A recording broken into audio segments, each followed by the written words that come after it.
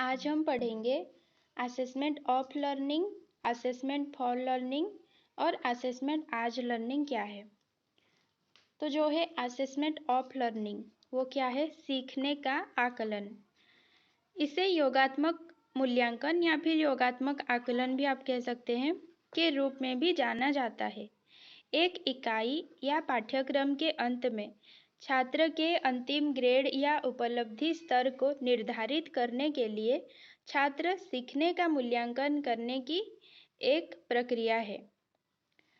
तो सीखने का आकलन क्या है? जब हम पाठ्यक्रम के अंत में पेपर पेंसिल टेस्ट करते हैं ना, जो आप एग्जाम्स देते हैं, उसे कहते हैं सीखने का आकलन। इस प्रकार के मूल्यांकन का उद्देश्य स्थापित मानकों या सीखने के उद्देश्यों के संबंध में छात्र के ज्ञान, समझ और कौशल को मापना है। इस प्रकार के मूल्यांकन की योजना बनाते समय मूल्यांकन को पाठ्यक्रम के साथ संरेखित करने, उपयुक्त मूल्यांकन उपकरणों के उपयोग और छात्र प्रेरणा पर संभावित प्रभाव पर विचार किया जाना चाहिए।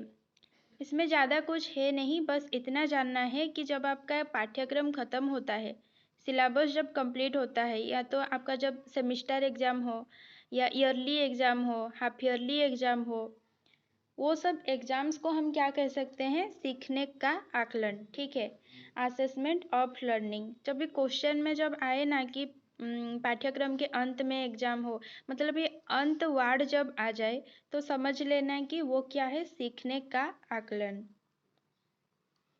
जिससे यह पता चलता है कि छात्र ने कितना उपलब्धि किया है। ठीक है, उसके उपलब्धि स्तर का पता चलता है। उसके बाद है सीखने के लिए मूल्यांकन या सीखने के लिए आकलन। इसे क्या कहते हैं? असेसमेंट फॉर लर्निंग, जिसे निर्माणात्मक मूल्यांकन के रूप में भी जाना जाता है। निर्देश में सुधार करने और छात्र की प्रगति का समर्थन करने के लिए छात्र सीखने के साक्ष्य को इकट्ठा करने और व्याख्या करने की एक प्रक्रिया है। इस प्रकार के मूल्यांकन का उद्देश्य शिक्षकों को छात्रों की समझ के बारे में जानकारी प्रदान करना है, ताकि वे वास्तविक समय में निर्देश को समायोजित कर सकें और छात्रों को उनकी प्रगति के बारे में प्रतिक्रिया प्रदान कर सकें।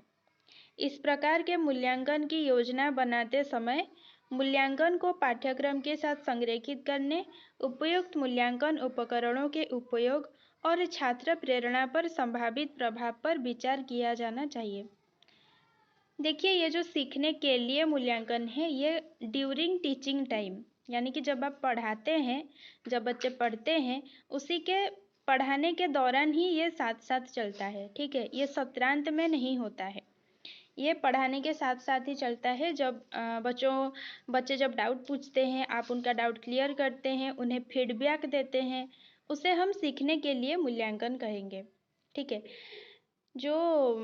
जब भी आपको क्वेश्चन में फीडबैक ये वर्ड आए ना, फीडबैक, इसे क्या कहते हैं? प्रतिक्रिया प्रदान कर सकें या फिर प्रतिपुष्टि कहते हैं। जब क्वेश्चन में जब प्रतिपुष्टि वर्ड दिख जाए तो आपको जानना है कि ये सीखने के लिए मूल्यांकन है। ठीक है, या फिर सीखने के लिए आकलन है। जो फीडबैक है वो जब आपको सत्रांत वर्ड आए तो आपको क्या टिक करना है? सीखने का आकलन। और जब फीडबैक या प्रतिपुष्टि वर्ड आए क्वेश्चन में तो आपको क्या टिक करना है? सीखने के लिए मूल्यांकन। ठीक है, उसके बाद है अधिगम के रूप में मूल्यांकन या असेसमेंट एज लर्निंग, अधिगम के रूप में आकलन। इसे स्व मूल्यांकन के रूप में भी जाना जाता है, यानी कि सेल्फ असेसमेंट भी इसे हम कह सकते हैं। छात्रों को उनके स्वयं के मूल्यांकन में शामिल करने की एक प्रक्रिया है। इसमें क्या किया जाता है कि छात्रों को भी स्वयं के मूल्यांकन करने के लिए अवसर प्रदान किया जाता है। ठीक है, छात्र जब स्वयं खुद का मूल्यांकन करते हैं तब उसे हम असेसमेंट आज लर्निंग कहेंगे।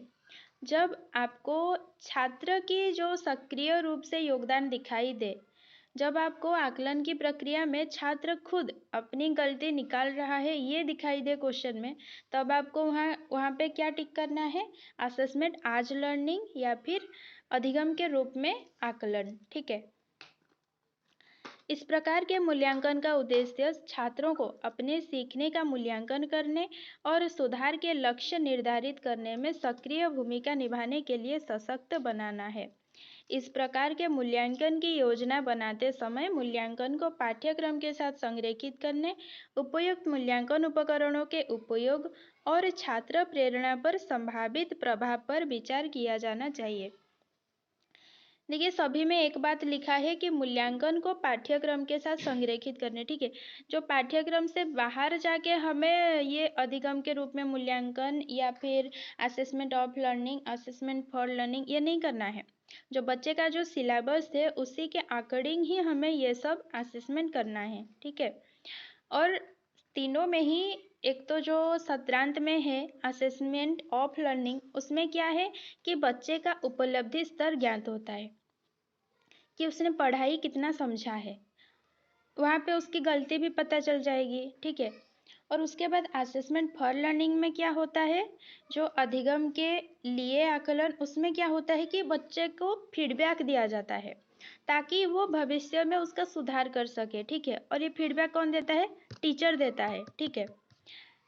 और असेसमेंट एज लर्निंग, अधिगम के रूप में मूल्यांकन, इसमें क्या होता है कि बच्चा खुद अपना मूल्यांकन करता है।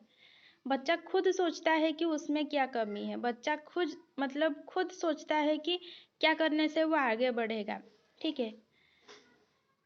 तो यही था ये 3।